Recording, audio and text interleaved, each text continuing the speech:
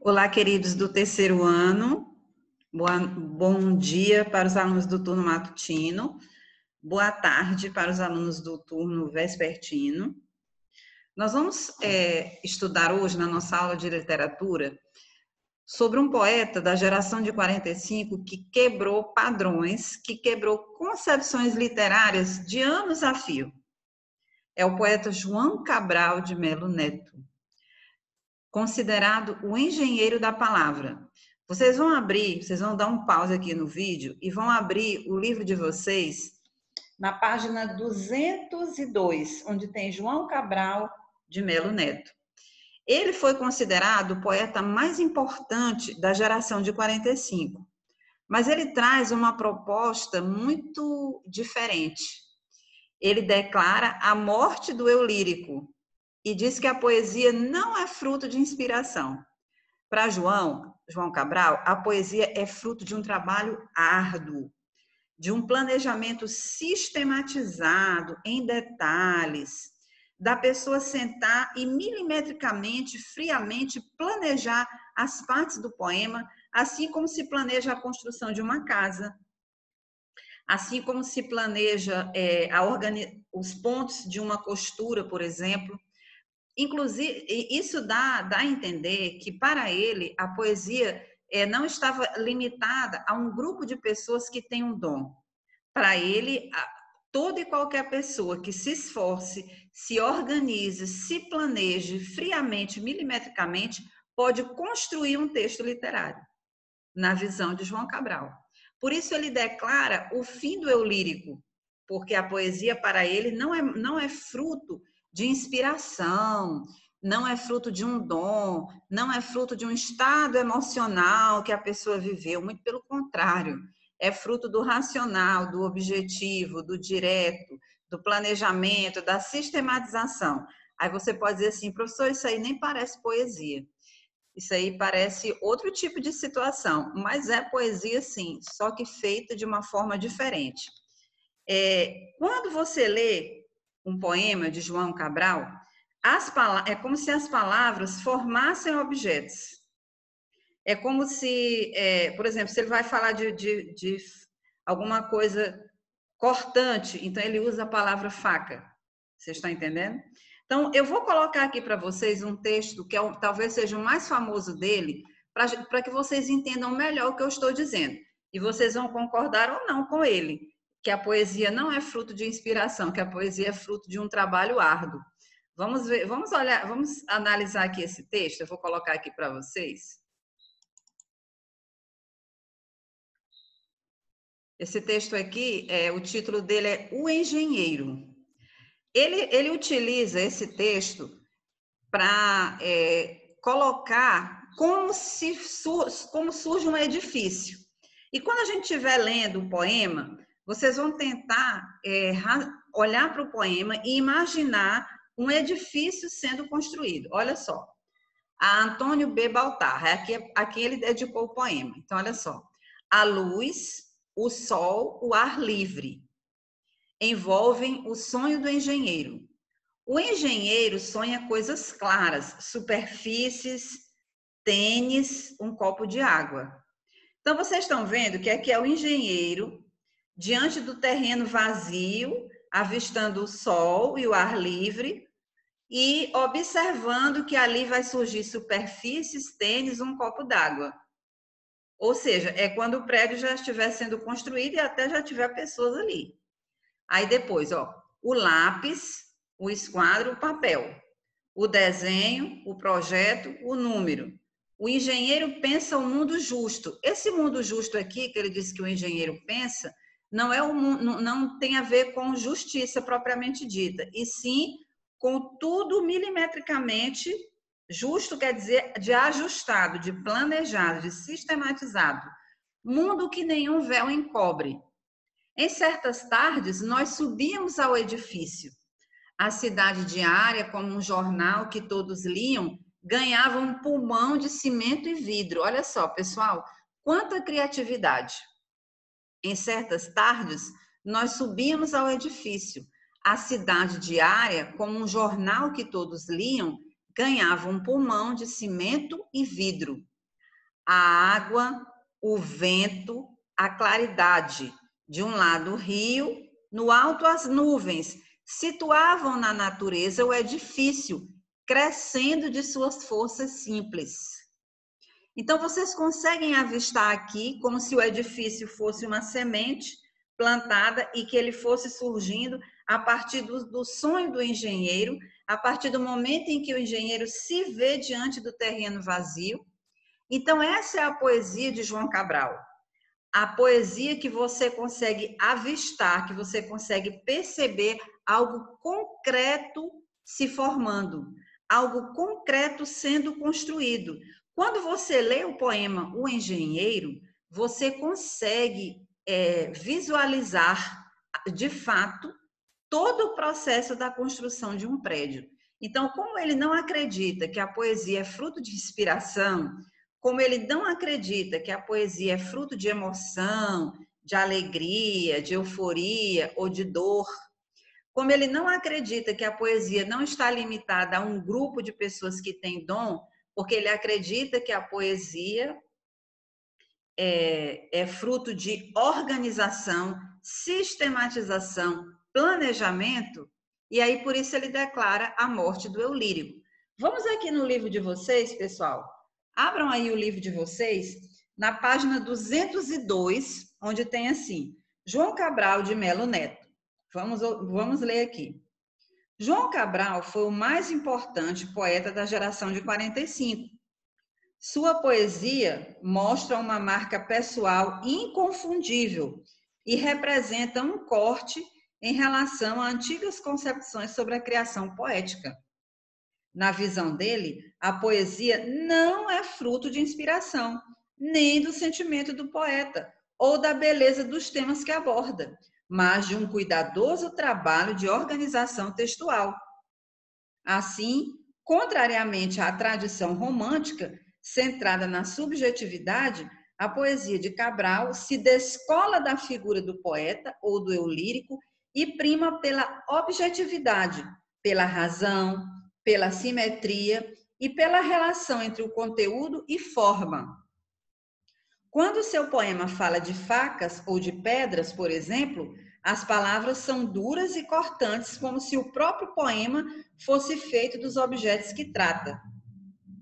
Então, deu para vocês entenderem por que ele é chamado de o engenheiro da palavra e por que ele declara a morte do eu lírico através do poema O Engenheiro, tá? Agora vocês vão aí para a página 203 do livro de vocês e nós vamos ler um outro poema do João Cabral para vocês entenderem melhor por que ele relaciona as palavras a situações concretas. O poema Catar Feijão, que tem aí na página 203, tá? Olha só. Catar feijão se limita com escrever. Então, ele compara a arte de escrever com a arte de catar feijão. Sempre a escrita, as letras da poesia em comparação com algo concreto, porque ele acredita que a poesia não é fruto de inspiração. Ó, catar feijão se limita com escrever. Joga-se os grãos na água do alguidar. O que é o alguidar? É como se é uma espécie de vasilha. E as palavras na da folha de papel. Então, ele diz o seguinte, que a gente joga o feijão no alguidar com água e as palavras a gente joga na folha de papel. Vocês estão entendendo? Então, aqui é como se as palavras fossem o caroço do feijão e o alguidar fosse o papel. Então, ele diz, catar feijão se limita com escrever. Joga-se os grãos na água do alguidar e as palavras na da folha de papel. E depois joga-se fora o que boiar. Certo, toda palavra boiará no papel.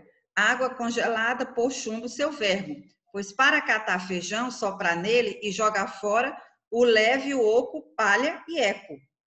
Ora, nesse catar feijão entra um risco. O de entre os grãos pesados, entre um grão qualquer, pedra ou indigesto, um grão imastigável de quebrar dente. Certo não, quando ao catar palavras, A pedra dá à frase seu grão mais vivo, obstrui a leitura fluviante e flutual, assula, ou seja, intensifica a atenção, isca com risco. Então, aqui ele compara o ato de catar feijão com o ato de escrever. Os feijões ruins, eles não boiam, né? Na água. Então, ele diz que as palavras, quando a gente joga no papel, aquelas palavras inadequadas também boiam e a gente retira e deixa só as palavras adequadas. Aqui, esse poema Catar Feijão foi um poema escrito para explicar na linguagem poética como se constrói um poema. O que acontece com a inspiração, né? Por exemplo, com os poemas românticos? O que vinham na cabeça dos poetas, eles iam jogando. Eles não tinham aquela coisa de sistematizar, de peneirar. Não, isso aqui tem que ficar aqui, esse aqui tem que ficar aqui. Eles não catavam as palavras como se cata feijão. Por isso ela é fruto de emoção, de sentimento, não é? De inspiração. Isso os poemas, a maioria dos poemas que a gente conhece. João Cabral faz esse poema Catar Feijão e ele compara, então, os grãos de feijão com as palavras. Aquilo que boia não deve ser considerado. E aquele que não boia é o que a gente põe para cozinhar. E ele diz que assim também são as palavras no papel. Tá? Então, deu para vocês entenderem essa relação de forma tão concreta que ele faz das palavras com os objetos reais, com as situações, com objetos que você pode pegar, sentir, tá? Então, aqui, esse poema Catar Feijão, ele vai falar muito dessa forma de se escrever poesia. Inclusive, tem uma frase aqui, uma colocação aqui do João Cabral, que eu gostaria de ler para vocês, onde ele concretiza mais essa ideia de que a poesia é fruto de um planejamento sistematizado, organizado, racional. Não é fruto de inspiração, não é fruto de emoção, tá? Segundo ele, ele diz assim: para mim, a poesia é uma construção, como uma casa. Quando digo composição, quero dizer coisa construída, planejada, de fora para dentro. Ninguém imagina que Picasso fez os quadros porque estava inspirado. O problema dele era pegar a tela e estudar os espaços.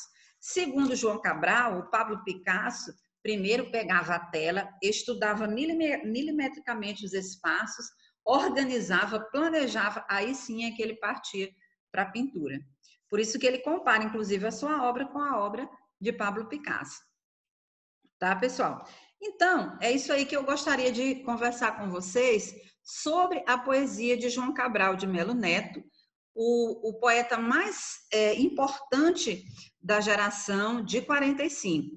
João Cabral também escreveu um poema que ficou muito conhecido na literatura, inclusive virou minissérie na TV Globo, que foi o poema Morte e Vida Severina, onde ele conta, ele faz uma narrativa, tá? Ele conta a história do retirante Severino, que sai de Recife, aliás, que sai do interior de Pernambuco para ir até Recife, buscar uma vida melhor.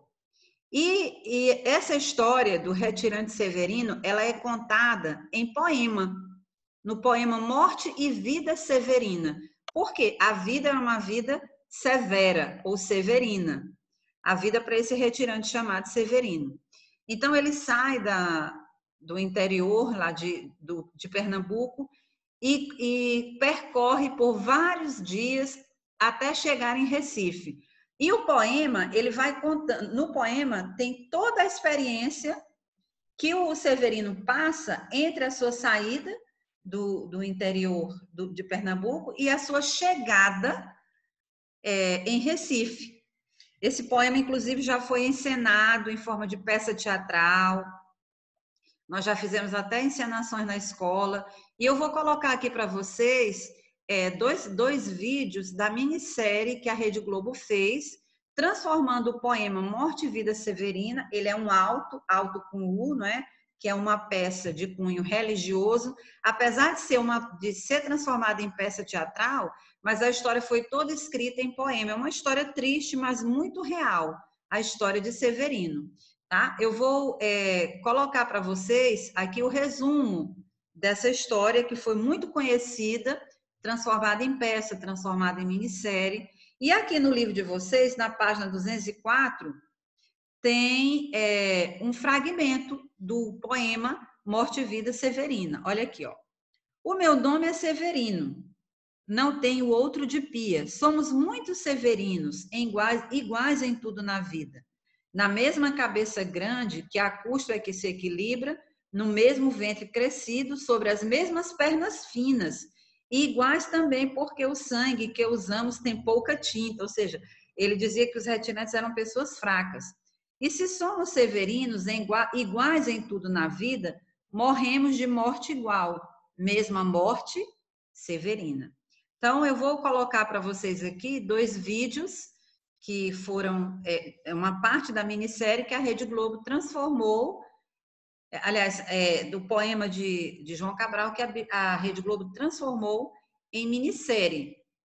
Tá? Lembrando que, inclusive, quando o Severino ele chega muito triste porque ele avista muita miséria pelo caminho e ele tem vontade de tirar a sua própria vida, e uma pessoa o procura chamado Mestre Carpina e chama ele para comemorar o Natal com ele.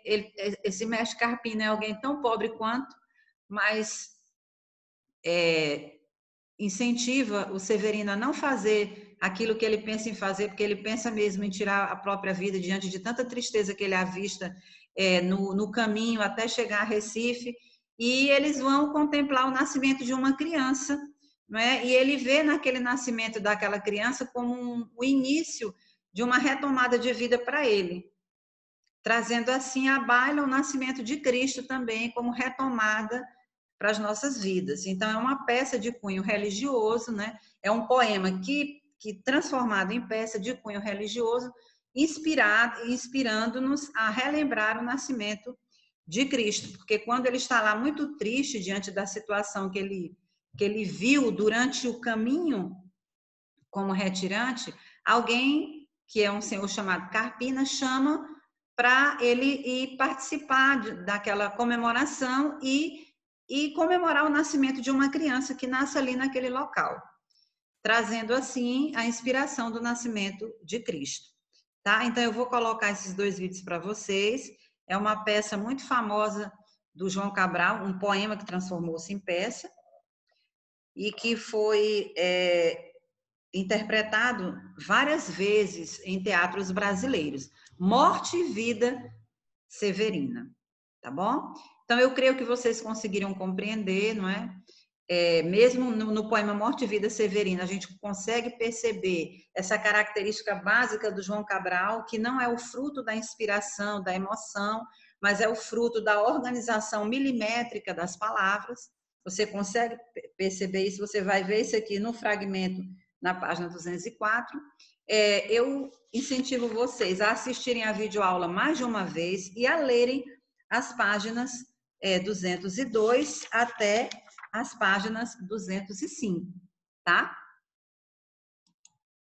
Então, nós vamos ficando por aqui. Um abraço para vocês. Deus abençoe vocês. Vamos desenvolver as tarefas, ler o conteúdo no livro, assistir as videoaulas. Não é só fazer a tarefa sem assistir as videoaulas ou fazer a tarefa sem ler o conteúdo do livro, tá? Você precisa ler. Nós já estamos caminhando para o final do ano letivo. Vamos procurar realmente estudar aquilo que é oferecido, tá bom, queridos? Um forte abraço para vocês e Deus abençoe vocês, tá bom? Tchau, tchau.